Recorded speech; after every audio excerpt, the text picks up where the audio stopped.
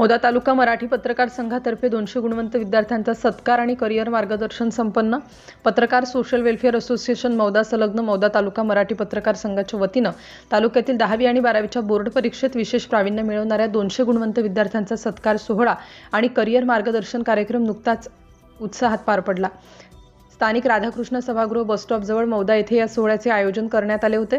प्रमुख उपस्थिती या कार्यक्रमाचे उद्घाटन सौ भारतीताई सोमनाथे व तहसीलदार मौदा श्री दत्तात्रय निंबाळकर, उपविभागीय अधिकारी महोदय श्री संजय पवार साहेब यांच्या हस्ते करण्यात आले.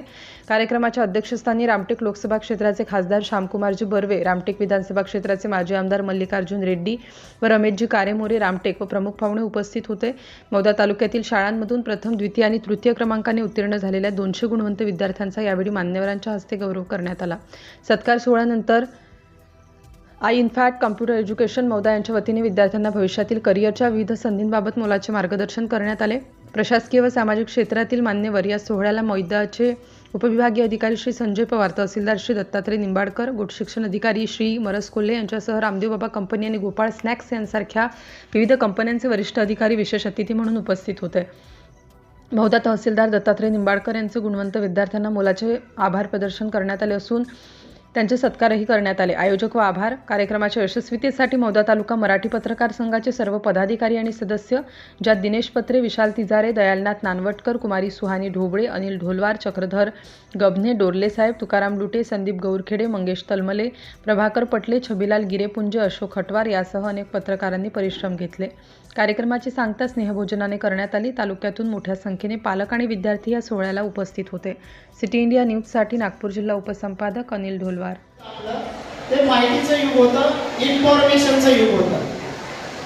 आता जे युग आलेलं आहे ते स्किलचं युग आलेलं आहे, कौशल्याचं युग आलेलं आहे. जर तुमच्याकडं काही चांगलं, इतरांपेक्षा वेगळं जर उत्कृष्ट कौशल्य असेल तर तुम्हाला इथून पुढच्या आयुष्यामध्ये जर स्किल असेल तर तुम्ही जगाच्या बाजारामध्ये टिकून राहणार आहे. तुमच्याकडे नुसतं नॉलेज असून सुद्धा चालणार नाही. त्याचं कारण असं आहे की एआयचा जमाना आहे. हा एआयचा जो जमाना आहे, या जमान्यामध्ये एका क्लिकवर तुम्हाला सर्व माहिती मिळते.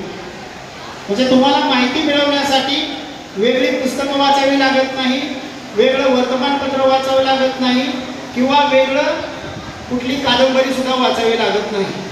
एआयला विचारलं तर एआय सगळं सांगतोय.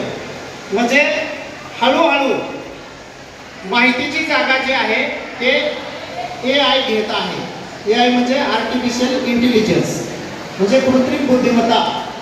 म्हणजे आपली जी बुद्धिमत्ता आहे त्या व्यतिरिक्त मशीनकडे जी बुद्धिमत्ता आहे ती कृत्रिम बुद्धिमत्ता आहे. ती जी जागा आहे आपल्या बुद्धिमत्तेची हळूहळू एआय जागा घेत आहे. मग आता हे जरी असलं, एआयने कितीही जागा घेतली आपल्या बुद्धिमत्तेची, मात्र एआय आपल्या कौशल्याची जागा घेऊ शकत नाही. उदाहरणार्थ, एखाद्या मुलाला खूप सुंदर चित्र काढता येत असेल तर त्याचे जे कौशल्य आहे, त्याचे